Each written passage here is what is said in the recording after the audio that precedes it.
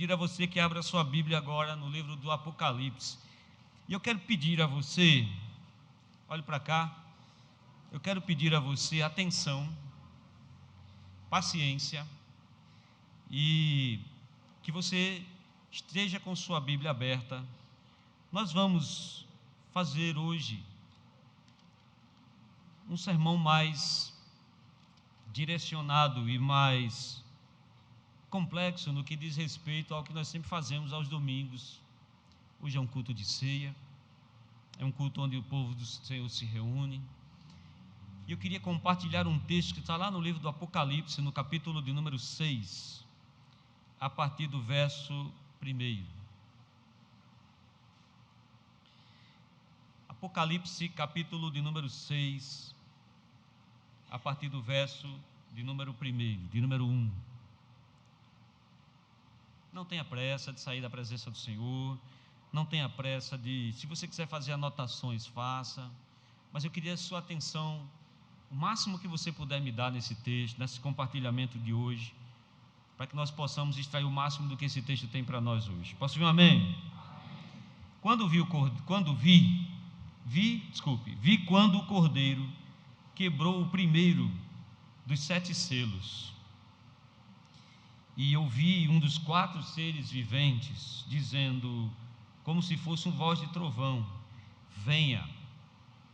Vi então, e eis um cavalo branco, o seu cavaleiro tinha um arco, e foi-lhe dada uma coroa, e ele saiu vencendo para vencer. Quando o Cordeiro quebrou o segundo selo, ouvi o segundo ser vivente dizendo, venha. E saiu outro cavalo, que era vermelho, e ao seu cavaleiro foi dado o poder de tirar a paz da terra e fazer com que os homens matassem uns aos outros. Também foi-lhe dada uma grande espada. Quando o Cordeiro quebrou o terceiro selo, ouvi o terceiro ser vivente dizendo, venha. Então olhei, e eis um cavalo preto, e o seu cavaleiro com uma balança na mão. E ouvi o que parecia uma voz no meio dos 4 seres viventes, dizendo, uma medida de trigo por 1 denário, 3 medidas de cevada por 1 denário, e não danifique azeite ou vinho. Quando o Cordeiro quebrou o 4º selo, ouvi a voz do 4º ser vivente, dizendo, venha. Vi então, e eis um cavalo amarelo, o seu cavaleiro se chamava Morte, e o inferno o estava seguindo, e lhes foi dada autoridade sobre a 4ª parte da terra, para matar a espada pela fome, com mortandade e por meio dos animais selvagens da terra.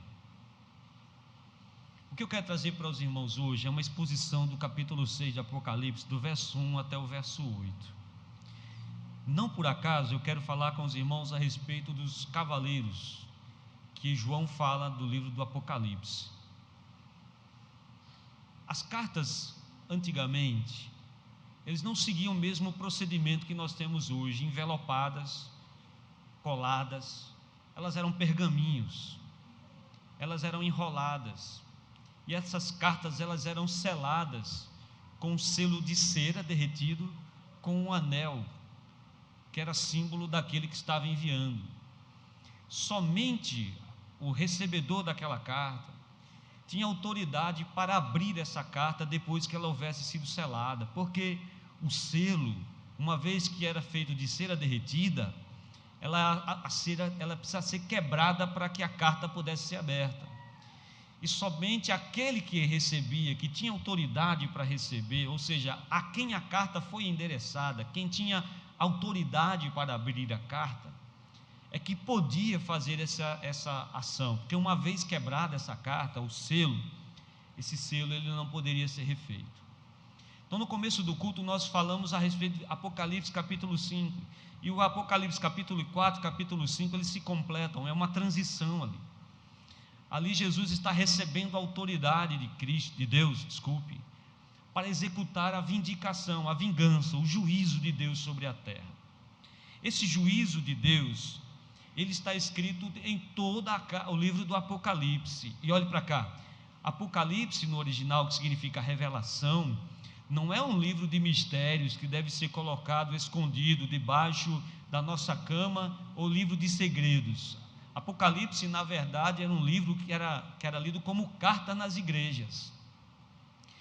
É um livro de esperança, é um escrito de esperança. João enviou para trazer esperança à igreja que naquele momento enfrentava uma das maiores perseguições da história. O Império Romano se levantou contra a igreja cristã naquele período. João estava exilado na ilha de Patmos quando escreve o livro de Apocalipse, as suas revelações, a sua experiência, ele envia. E esse livro era lido nas igrejas como uma carta apostólica, no sentido de que a linguagem utilizada de símbolos, a linguagem cultural, carregada de símbolos e elementos, era muito bem compreendida pela igreja na época. Não havia mistério para a igreja da época, não havia mistério no sentido do entendimento. Hoje, depois de 2000 anos, olhe para cá, mais de 2000 anos depois, nós temos um abismo cultural e um abismo histórico muito grande. Existe uma distância histórica entre o que a igreja primitiva vivia e o que nós vivemos. Por isso que o nosso desafio de entender o Apocalipse, ele se transforma num esforço um pouco maior. Mas o Apocalipse não é um livro escondido, não é algo fechado a nós. Na verdade, o Espírito Santo tem um maior interesse que nós venhamos compreender o que está escrito e aplicar o que está escrito para alimentar a nossa fé. Você está me entendendo, irmão? Diga amém. Cada selo aqui simbolicamente representa o início de um juízo. A palavra vindicação significa vingança, purificação. É Deus trazendo a justiça dele, executando a justiça dele sobre a terra. Cada selo que se quebra e dá início a um elemento de catástrofe, a um elemento de punição de Deus com a humanidade. O capítulo 6, ele inicia a abertura dos selos. E não por acaso, no capítulo 6, do versículo 1, ele já começa falando quem está abrindo o selo. Ele diz: vi quando o cordeiro quebrou o primeiro selo. E você vai ver, consequentemente, ele sempre falando que o cordeiro dá início à onda de eventos quando o selo é aberto. Mateus capítulo 28, a partir do verso 18 em diante, olhe para cá, Jesus, quando está ascendendo ao céu, ele fala uma frase muito interessante aos seus discípulos. Ele diz: toda autoridade me foi dada no céu e na terra. Isso significa que a autoridade de julgamento, a autoridade de execução dos juízos, a autoridade de punir os pecadores e punir aqueles que não quiseram a redenção, está na mão de Jesus. A execução dos flagelos, a execução dos juízos, a execução da punição, o castigo é executado por aquele a quem você pode recorrer hoje e não vai poder recorrer naquele dia. Olhe para cá, o tribunal de Cristo, ele é diferente. O tribunal do dia do juízo, ele não é igual ao nosso. Quando nós pintamos a figura de um tribunal na nossa mente, nós vemos um jurado, nós vemos um juiz, um promotor e um advogado de defesa. O promotor acusando, o advogado defendendo e o júri vai julgar. Não, olhe para cá, no trono de Deus, nós podemos estudá-lo mais adiante. No julgamento de Deus, o juízo já está estabelecido, o réu já está condenado, não existe apelação. Quando a humanidade estiver diante do tribunal de Cristo, ela vai se posicionar diante de Cristo para receber a sua punição. Então, mais desesperador de tudo isso que nós vamos aprender aqui hoje, é que não há a quem recorrer, não há para onde correr.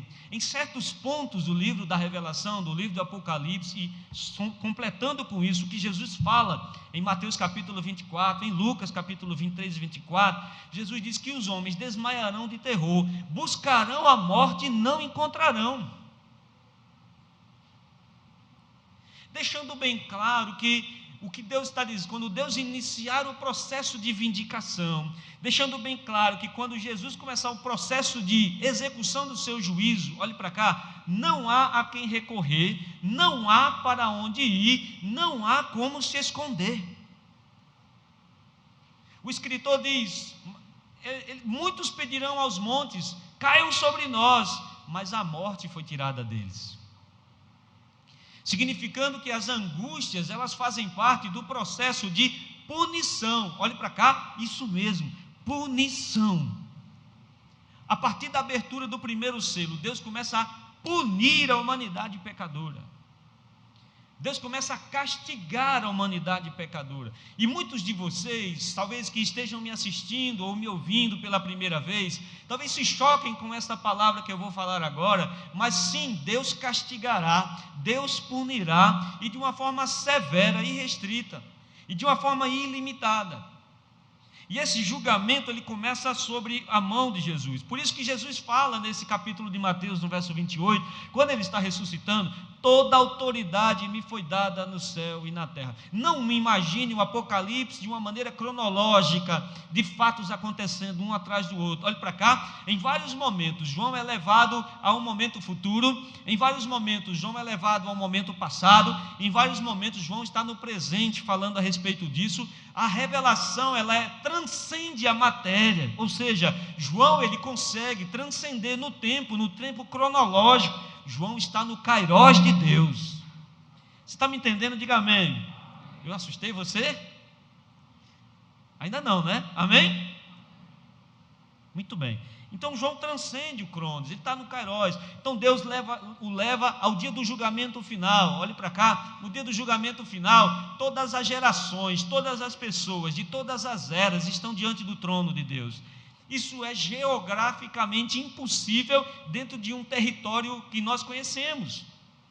Por isso que entendemos que Deus transportará a humanidade ao seu tempo para fazer o seu julgamento. A terra não existirá mais, o mar não existirá mais, o céu não existirá mais. Então aí começará o grande julgamento de Deus. E Jesus executa esse julgamento. Quando ele abre os selos, não por acaso João diz, no capítulo que nós lemos, no capítulo 5, que ninguém era digno de abrir o livro, e ele foi visto digno de abrir o livro e quebrar os 7 selos. Por isso que João começa dizendo: eu vi o Cordeiro abrindo. O Cordeiro tem autoridade para fazer, o Cordeiro vai quebrar os selos, e o Cordeiro tem autoridade para fazer isso. E isso é o mais assustador: não temos para onde correr. É aquela frase invertida contra nós: se Deus é por nós, quem será contra nós? Nós dizemos aleluia, glória a Deus. Agora aqui Deus é contra o pecador. Aqui Deus é quem está executando o seu juízo. Aqui você não pode pedir: Deus tenha misericórdia, porque aqui começa a vindicação da humanidade, aqui começa o juízo da humanidade. Todos esses eventos que nós estamos vendo aqui, Deus não terceiriza o julgamento para outras pessoas, Deus não faz o julgamento para outras pessoas, o próprio Jesus executa o juízo de Deus. Quem está me entendendo diz amém. Todos esses eventos que nós vemos, João viu transcendendo no céu. Pastor, mas as pessoas sobem no céu e não vê o céu. O céu é transcendente, ou seja, ele não é numa dimensão que nós conhecemos. E o Cordeiro começa a executar o juízo. E a sensação que se tem aqui, olhe para cá, é mais ou menos a sensação que nós tivemos no ápice dos 2 anos de pandemia que nós tivemos. Todos nós tivemos a sensação de não ter para onde correr. Todos nós tivemos a sensação de não ter para onde ir. O que mais nos afligia é ter a sensação de não ter para onde fugir. Porque em todas as cidades, em todos os lugares, em todos os ambientes, todo mundo foi contaminado pela mesma coisa. Então é mais ou menos isso que está diante de nós. E olhe para cá, o texto fala no versículo de número 1 e no versículo de número 2, que o Cordeiro abre o primeiro selo. Verso 1 e verso 2: vi quando o Cordeiro abriu o primeiro dos 7 selos, e ouvi dos 4 selos dizendo, como se fosse voz de trovão: vem! Então eis um cavalo branco, e o seu cavaleiro com um arco, e foi-lhe dada uma coroa, e ele saiu vencendo para vencer. E aqui nós precisamos de uma atenção especial na abertura desses eventos. Olhe para cá, esses cavaleiros, eles não são seres físicos, eles são elementos. eles podem ser fases de tempo, ele pode ser uma fase política, ele pode ser um tempo na história da humanidade, ele pode ser vários tipos de elementos, desde que eles cumpram o papel que o Apocalipse está dando para eles. Está me entendendo? Diga amém. Bom, não sei se eu estou lhe assustando ou se eu estou indo rápido demais. Quem está me entendendo, diz amém. Então vamos lá. Primeiro cavaleiro, nós precisamos compreendê-lo muito bem como ele é. Quando nós fazemos uma leitura rápida do texto, nós vamos tentar compreender esse cavaleiro como alguém muito conhecido. Para a igreja que já estudou Apocalipse comigo, vai lembrar muito bem quando nós estudamos esse texto. Quando nós olhamos para o texto, versículo de número 2 diz: um cavalo branco, versículo 2. Olha aí para o seu texto. E o seu cavaleiro com um arco, e foi-lhe dado uma coroa, e saiu vencendo para vencer. Esse cavaleiro abre os eventos dos outros cavaleiros que vêm após ele. Nós temos que entender a ordem dos acontecimentos, para que quando os acontecimentos se executem, nós possamos compreender o que os tempos estão nos concedendo. Jesus disse que nós temos que ler os tempos. Olhe para cá, lê as histórias. Preste bastante atenção. Quando surge o primeiro cavaleiro, ele vai de encontro a uma profecia bíblica. Ele vai de encontro à profecia bíblica que está no livro de Daniel. Quando o rei Nabucodonosor teve um sonho, ele sonhou com uma imagem muito grande de si mesmo, uma estátua, e os pés da estátua, olhe para cá, eram feitos de ferro e de barro.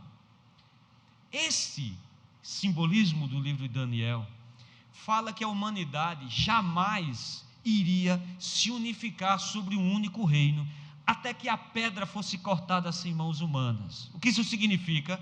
Significa que, depois da queda do Império Romano, nenhum líder mundial poderia fazer com que o mundo se unificasse debaixo de uma bandeira só. Os pés de ferro e barro significam que a humanidade jamais se unirá novamente em um só governo mundial, em uma só cultura mundial. Babilônia foi um governo mundial, a Grécia foi um governo mundial, Roma foi um governo mundial, mas a Bíblia diz, a profecia de Daniel, que não haverá mais um governo mundial até que a pedra seja cortada sem mãos humanas. O que isso significa? Até vir o reino de Cristo, o reino do Messias. Todavia, muitas pessoas iriam tentar unificar o mundo mais uma vez. Muitas pessoas iriam fazer com que o mundo fosse dirigido sob uma só bandeira, uma bandeira pacífica, uma bandeira de paz. Olhe para cá, os Estados Unidos, a última nação poderosa do mundo, estabeleceu uma coisa chamada Pax Romana. O que é isso? É a paz por meio da força. É a paz por meio da guerra. Por que eu estou falando isso para os irmãos? Porque o primeiro cavaleiro, se eu usar esse versículo de número 2, e eu fizer uma entonação aqui, daquele pregador eloquente, você vai dar glória a Deus. Quer apostar? Diz assim: vi um cavalo branco, e o seu cavaleiro com arco, foi-lhe dado uma coroa, e ele saiu vencendo para vencer. Bonito, né? Aparentemente, quando você vê essa mensagem, você vê o próprio Cristo cavalgando para abrir os eventos finais da humanidade. Sim ou não, irmãos? É um cavalo branco, é alguém que é coroado, é alguém que vai trazer paz sobre a humanidade, ele vai trazer a bandeira de unificação de toda a humanidade. Quando nós olhamos rapidamente para esse texto, e alguns teólogos até dizem que é em suas escritas, mas preste bastante atenção. Apocalipse capítulo 19 fala a respeito de Jesus. Os irmãos, a Bianca vai nos ajudar aí. Apocalipse capítulo 19, no versículo de número 11. Aqui, João está falando a respeito de Jesus. Veja o que o texto diz: vi o céu aberto, e eis um cavalo branco. Cavalo branco, diga glória a Deus. O seu cavaleiro se chama Fiel e Verdadeiro, julga e peleja com justiça, os seus olhos são chama de fogo, na sua cabeça há muitos diademas, e um nome escrito que ninguém conhece, senão ele mesmo. Está vestido com manto de tinto de sangue, e o seu nome se chama Verbo de Deus. Seguiram-nos o exército que há no céu, montando em cavalos brancos, com vestiduras de linho finíssimo, branco e puro. Sai da sua boca uma espada afiada para ferir as nações, e mesmo ele regerá com cetro de justiça, e pessoalmente pisará o lagar do furor da ira de Deus. Tem no seu manto, na sua costa, o nome escrito: Rei dos Reis, Senhor dos Senhores. Quando você compara o capítulo 19 de Apocalipse e vai lá para o capítulo que nós estamos lendo, esses dois cavaleiros, embora que aparentemente no começo eles sejam parecidos, eles são diferentes.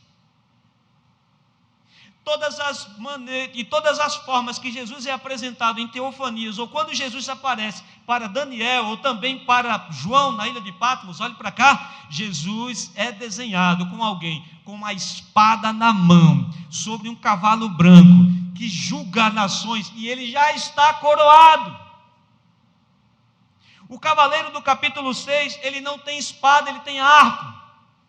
O cavaleiro do capítulo 6, ele não tem coroa, ele é coroado. Ninguém coroa Deus. Aleluia, posso ouvir um amém? Ele não foi criado, ele não foi colocado, ele não foi consagrado, ele é. O cavaleiro do capítulo 19, ele já é coroado, ou seja, ele já tem autoridade. O cavaleiro do capítulo 6 é o cavaleiro da enganação, é o anticristo que abre os eventos do fim. O primeiro cavaleiro, o cavaleiro do cavalo branco, ele é uma enganação. Quando João fala, por exemplo, que eles têm um arco na mão, João não fala que ele tem flecha. Ele sai vencendo para vencer, ou seja, ele sai conquistando o mundo. Ele é um conquistador terreno. E várias vezes o texto bíblico nos apresenta que esse enganador é aquele que vai trazer aparentemente a paz e o sossego mundial. Nós estamos diante de uma guerra, e as lideranças ocidentais se mostraram mais fracas da história. Nós temos um homem dizendo a todos os outros países o que eles devem ou não devem fazer, porque as lideranças são fracas. Quando nós olhamos o tabuleiro do mundo, quando nós olhamos a organização do mundo, olhe para cá, Deus está preparando o mundo para um surgimento de um falso mestre. Se alguém mais corajoso levantar agora, ele governa o mundo. Porque nós estamos brigando, ocupados demais com pauta LGBT, com qualquer outra coisa, com isso ou com aquilo, com tolices, enquanto o mundo se prepara, o mundo se arma para o surgimento do iníquo. Paulo chama o surgimento do iníquo, do anticristo, daquele que liderará as nações pelo engano. Você está entendendo? Diga amém. As situações políticas se movem, o tabuleiro se move para apresentar diante de nós um quadro. A qualquer hora pode surgir um líder mundial que lidere o mundo em busca de uma paz unificada.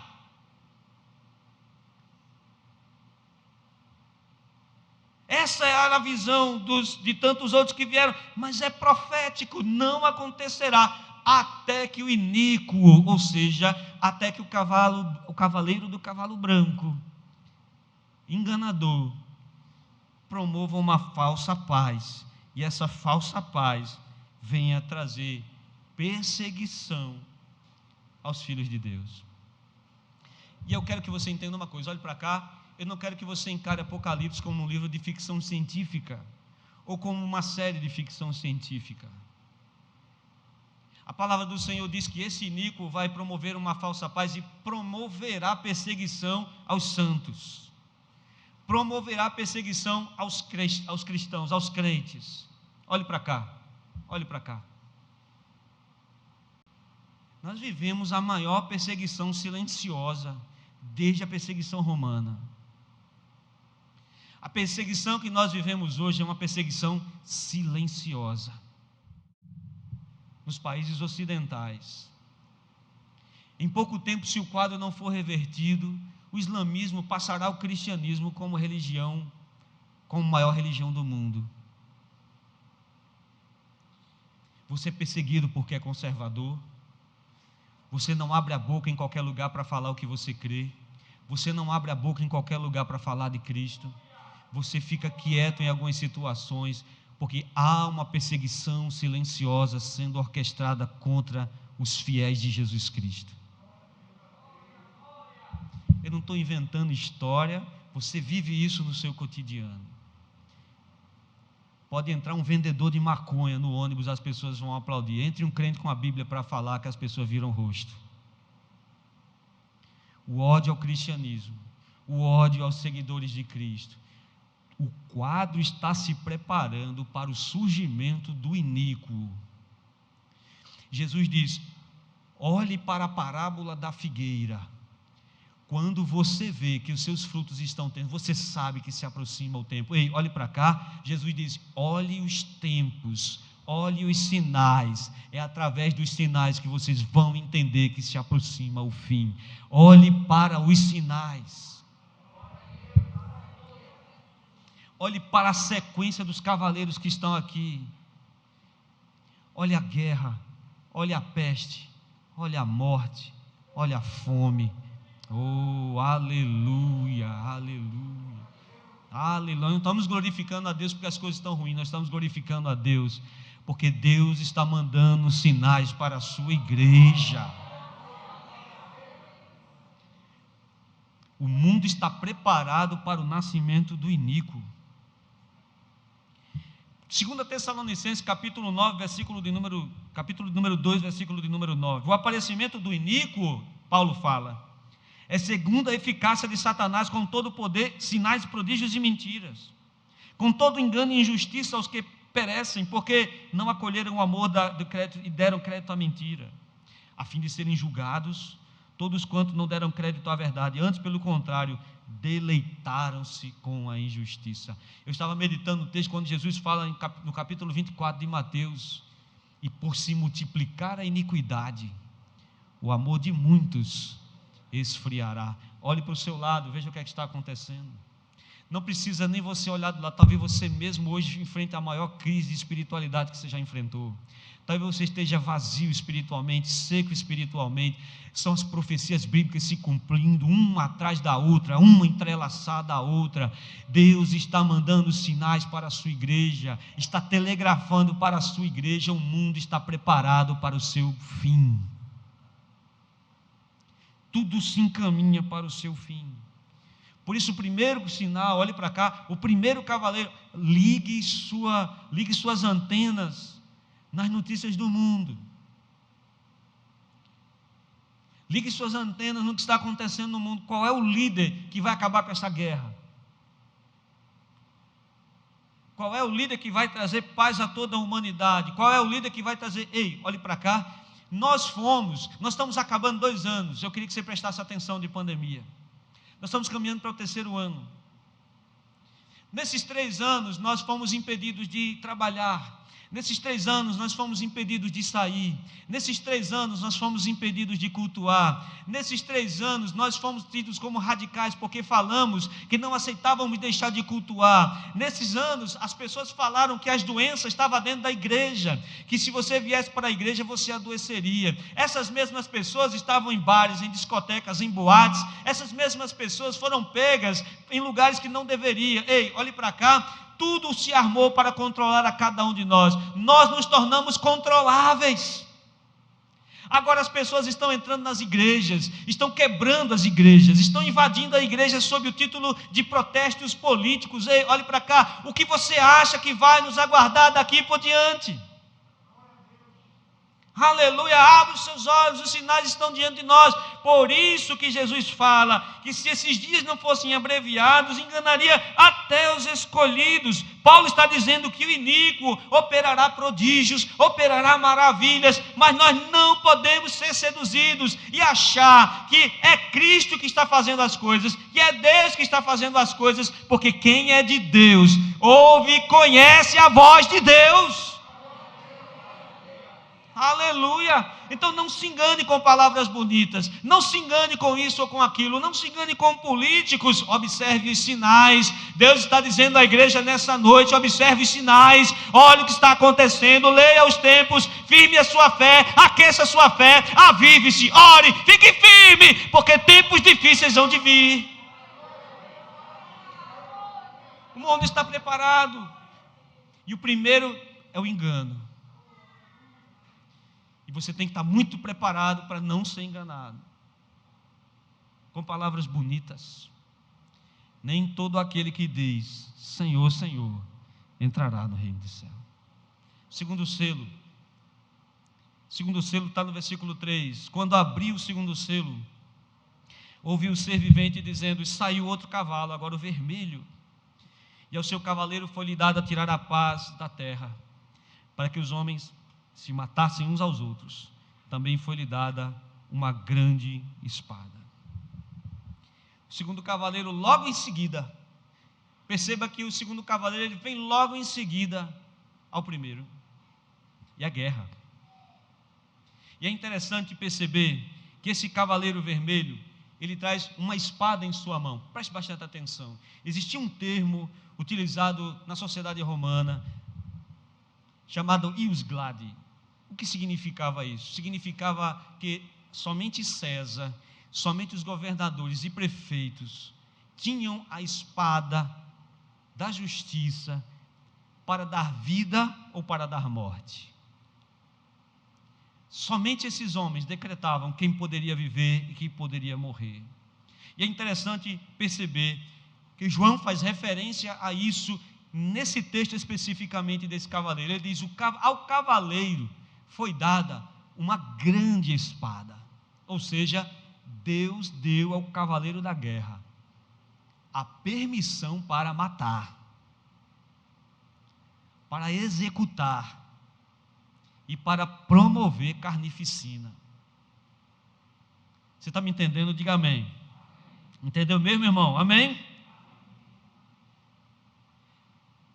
E aí nós trazemos esse ensino, olhe para cá, para a nossa vida prática. Como é que esse cavaleiro, ele vai se contextualizar ao que nós estamos vivendo hoje? Veja, o que vem depois de uma falsa paz? Guerra. Sempre depois de uma falsa paz, vem a guerra. Então, imagine o estabelecimento de um governo nacional, de um governo mundial. Esse governo mundial promove paz, mas esse governo mundial que está promovendo a paz, tem pessoas que não querem se submeter. Aí vem uma série de contextos que se encaixam no que nós estamos vendo aqui. Por exemplo, Apocalipse fala também que a humanidade vai ter uma marca, e a besta dará essa marca. E você não poderá comprar se não tiver essa marca. E você não poderá comprar alimentos se não tiver essa marca. E você não poderá trabalhar se não tiver essa marca. Irmão, isso é um chip? Isso é um cartão de crédito? Lembra na minha infância, quando se lançava alguma coisa, se lançou o PlayStation, é o chip do PlayStation que é a besta do Apocalipse. Pobre de mim, fiquei sem jogar um bom tempo. Depois lançaram o cartão e o chip do cartão era besta. Olhe para cá, uma coisa nós aprendemos nos anos de fé que nós temos. Quando o diabo vem, ele não vem com tridente, com chifre, cuspindo fogo. Ele vem para seduzir. Ele vem manso para entrar na sua vida. E quando ele entra na vida, ele destrói a vida que ele entrou. Quem está me entendendo diz amém. Eu não estou dizendo que a vacina não é o chip. Posso ouvir um amém? Vacine-se, viu? Vacina não é o chip. Tá bom? Vou deixar logo isso claro, porque já tem gente olhando para mim dizendo assim: e a vacina? Mas a pandemia serviu de ensaio de governo global. Eu quero desafiar você, por exemplo, hoje a sair e aí, depois do culto, a um restaurante, jantar nesse restaurante sem sua carteira vacinal, sem o seu passaporte. Eu quero desafiar você a fazer seu título de eleitor, ou ir lá fazer seu RG e entrar lá no instituto sem seu passaporte vacinal. Você não entra. Em alguns lugares, quando você apresenta a sua carteira de trabalho, você faz os testes, a pergunta é: você é vacinado? Um tenista muito famoso não foi disputar um campeonato de milhões, porque o país não deixou ele entrar no país, ele foi deportado. Um jogador foi desconvocado da seleção brasileira porque ele não havia sido vacinado. A vacina não é o chip da besta, o negócio, como alguns irmãos querem falar. Mas a vacina foi um ensaio. E o ensaio mostrou para nós que é fácil controlar e governar aqueles que não têm conhecimento de Deus. É fácil instituir leis e utilizar essas leis sob uma égide de coisa boa. Quem não se vacina é assassino. Quem não se vacina é negacionista, é ignorante. Fomos divididos e nem percebemos. Ligamos para denunciar os outros e nem nos demos conta. Irmão denunciando irmão, para que as igrejas deixassem de funcionar, porque não estavam obedecendo o protocolo sanitário. A bandeira é boa, Denis, mas a ação é de cerceamento. Quem está me entendendo diz amém. E ele autorizou esse cavaleiro a promover guerra. E a guerra não é algo muito difícil de se romper, porque nós mesmos temos sérias dificuldades de conviver uns com os outros. Então basta que alguém possa promover algo mais intenso para que a guerra aconteça. A guerra está dentro de nós. O sentimento de guerra está dentro de nós. Nós guerreamos com enorme facilidade. Quando nós olhamos hoje, por exemplo, para o que acontece dentro do contexto como sociedade, nós estamos nos matando por causa de briga de trânsito. Os homens estão assassinando mulheres porque as mulheres decidiram acabar os relacionamentos. Homens estão matando uns aos outros pelas coisas mais tolas e fúteis que você possa imaginar. A guerra está dentro de nós. E quanto mais nós nos afastamos de Deus e do centro de Deus em nossa vida, o eixo de Deus se afasta de nós, mais nos tornamos instintivos, carnais e mais propensos à guerra. Por isso que o texto diz, quando esse cavaleiro sai, é dado a ele fazer guerra, tirar a paz. Olha o versículo de número 2, ele não vai guerrear, ele não vai jogar fogo, ele não vai promover nada, ele só vai tirar a paz entre os homens, e eles mesmos vão se matar. Abra os seus olhos e veja que é exatamente isso que está acontecendo. Se guerreia por causa de petróleo, se guerreia por causa de território, se guerreia por causa de qualquer coisa. Os homens querem matar-se uns aos outros, porque a guerra está no coração deles, a guerra está no nosso coração. E aí eu queria que você parasse um pouquinho, olhe para cá e meditasse junto comigo. Aquele adversário, aquela pessoa que se opõe a você, aquela pessoa que é ruim contra você. Se o que eu estou falando é certo, alguns que estão me ouvindo ou me vendo, não vão contra essas pessoas, ou não agridem, ou não matam essas pessoas, não é porque elas temem a Deus, é porque elas têm medo de serem presas. Boa parte das pessoas não agride ou não mata as outras, não é porque temem a Deus, é porque elas têm medo de serem presas. Mas no íntimo delas, se elas pudessem, elas matavam. Sim ou não? Sim ou não? Misericórdia, irmão. Já quis matar a gente, você? Aleluia. O segundo cavaleiro faz cessar a paz e virá a guerra. A máscara do falso cristão, do falso Cristo, cai. E ele começa a perseguir. E ele começa a abater. A palavra original, no sentido de matar, a palavra escrita no original do grego é chacinar, matar com violência.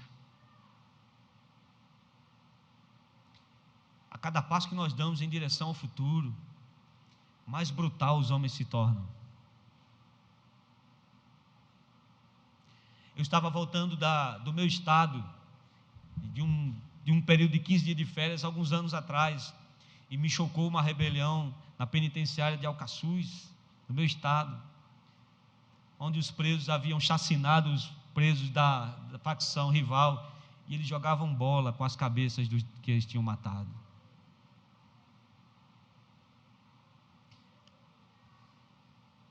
A humanidade perdeu o senso de importância de valor. Olhe para cá. Basta que o cavaleiro da guerra, tire a paz, para que a gente se mate. Porque hoje, sem isso, nós vivemos no limite. Sim ou não?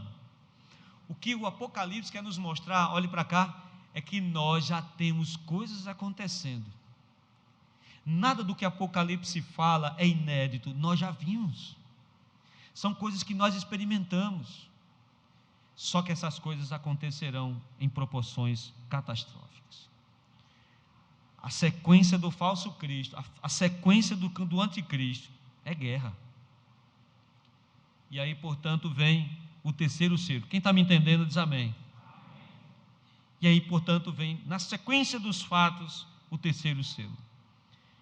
Quando abri o terceiro selo, ouvi o terceiro ser vivente dizendo: vem! Então eis o cavaleiro preto e o seu cavaleiro, com uma balança na mão. E ouvi uma voz no meio dos 4 seres viventes dizendo: uma medida de trigo por 1 denário, 3 medidas de cevada por 1 denário, e não danifiques azeite e o vinho. O terceiro cavaleiro traz fome. E uma fome, veja, uma fome que as pessoas nunca experimentaram. Uma fome que o planeta nunca experimentou. Irmão, olhe para cá, nós sabemos o que é fome. Não porque muitos de nós tenhamos passado, alguns passaram, mas porque nós vemos documentários falando a esse respeito.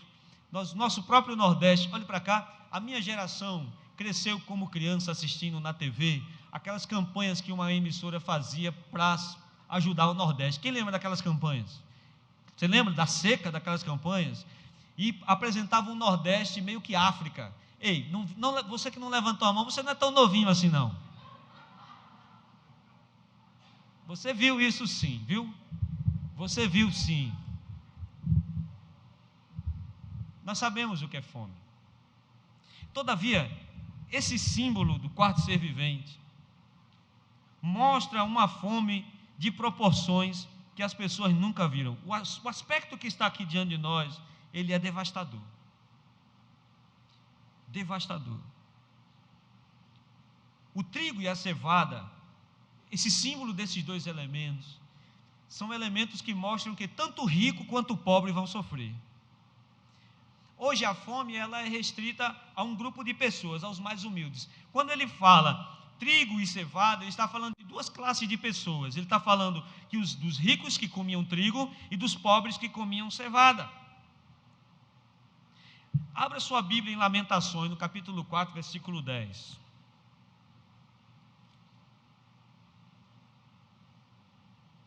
Esse texto que eu vou ler para os irmãos, Lamentações, ele fala a respeito de um cerco que Jerusalém experimentou.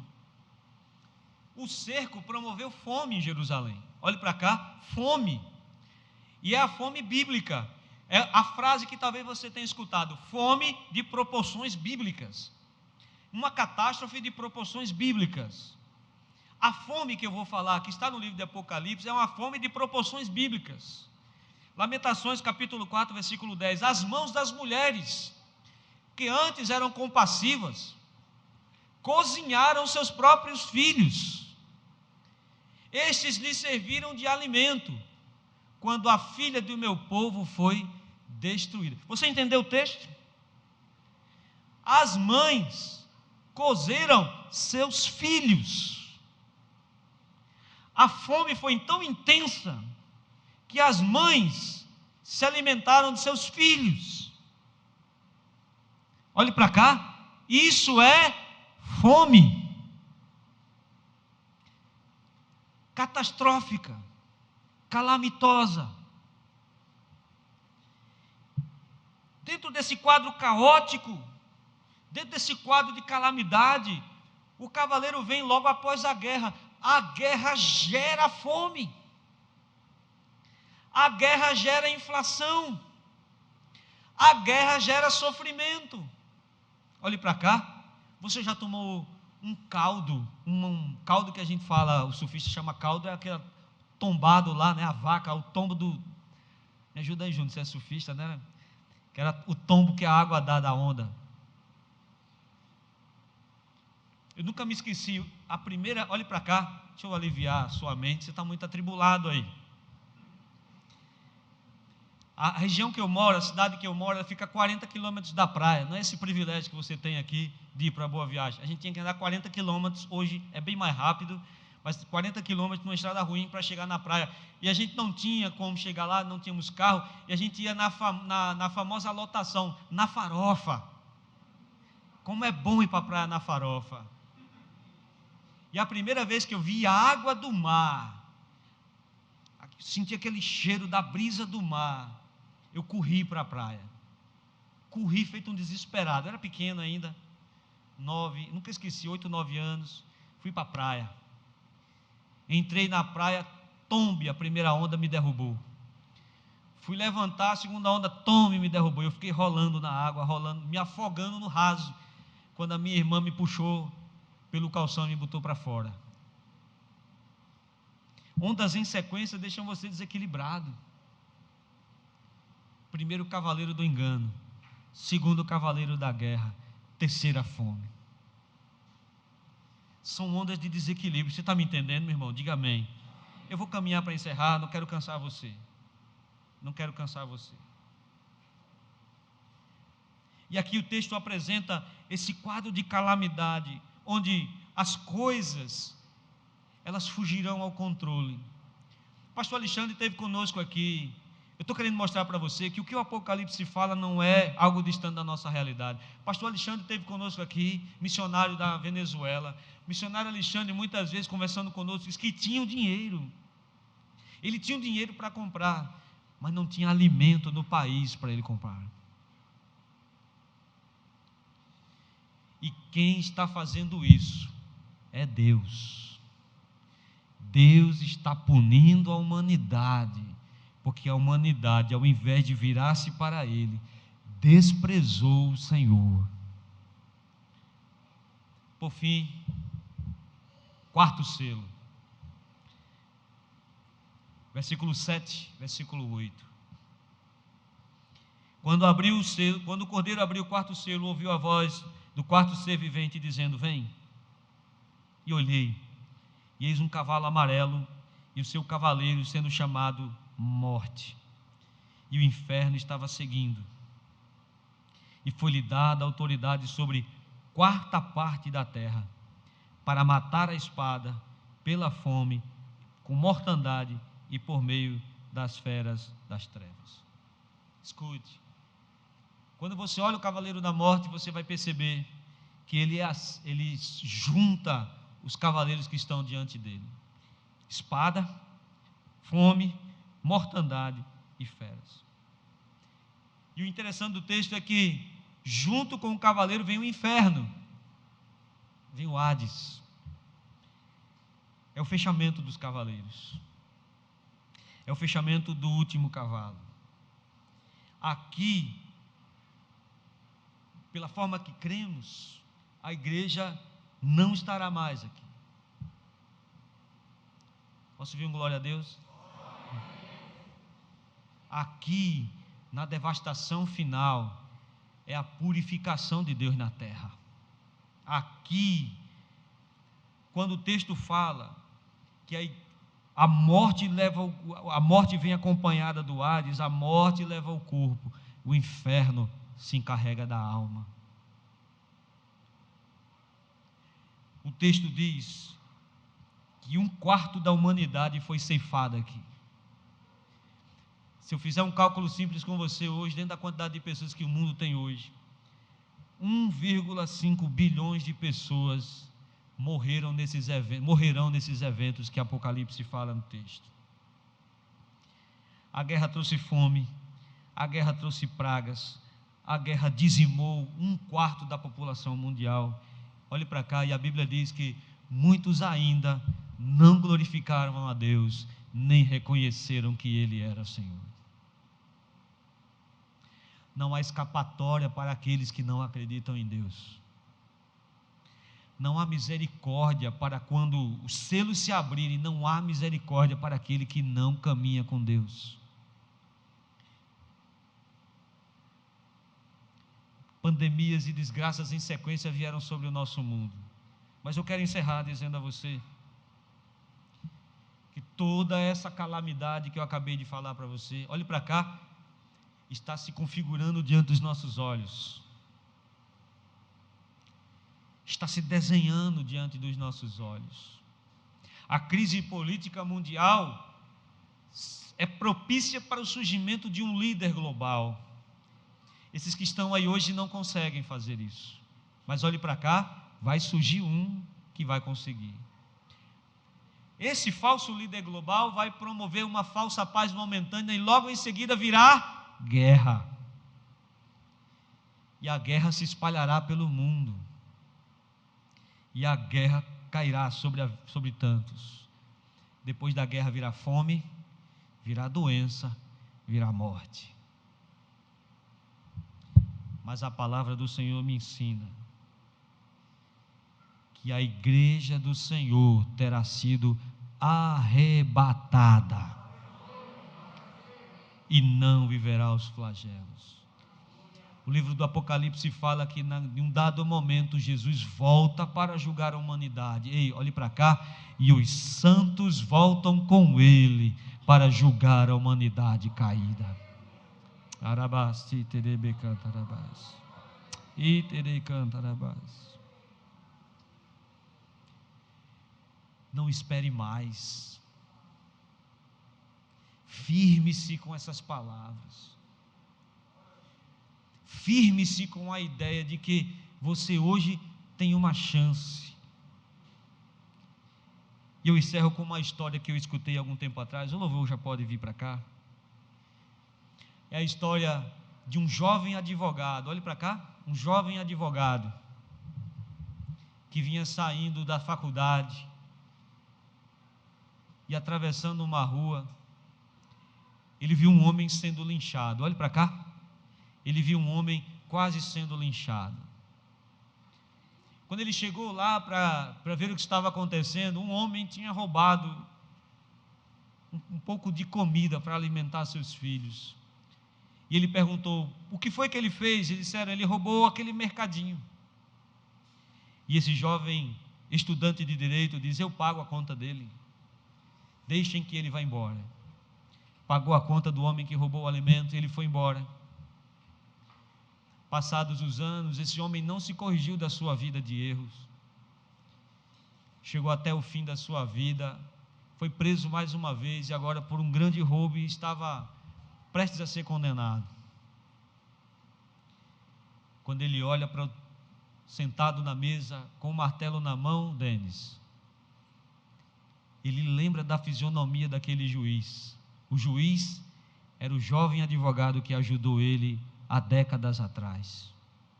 Ele fica feliz, ele fica alegre, ele diz: o senhor lembra de mim? O senhor me ajudou uma vez. Eu era aquele assaltante que naquele dia roubei um pouco de comida e o senhor pagou a conta aqui do supermercado e me deixou ir embora. O senhor lembra de mim? O senhor pode me ajudar mais uma vez? Naquele dia eu fui seu advogado. Hoje eu sou o seu juiz. É exatamente assim que Jesus vai fazer com cada um de nós. Ele hoje é o nosso advogado. E Ele diz a você: filho, venha. Pode começar, viu, irmão? Se quiser, fica à vontade. Filho, venha.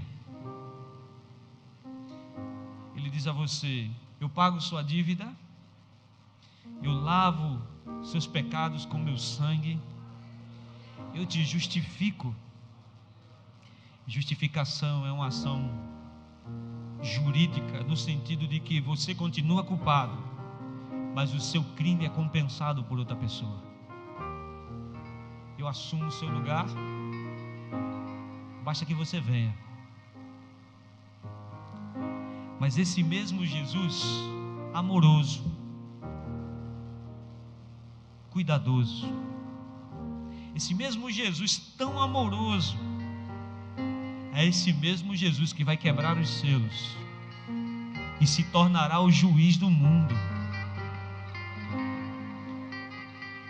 Não espere se encontrar com Ele nessa situação. Não espere se encontrar com Ele quando Ele estiver sentado no trono e ser seu juiz.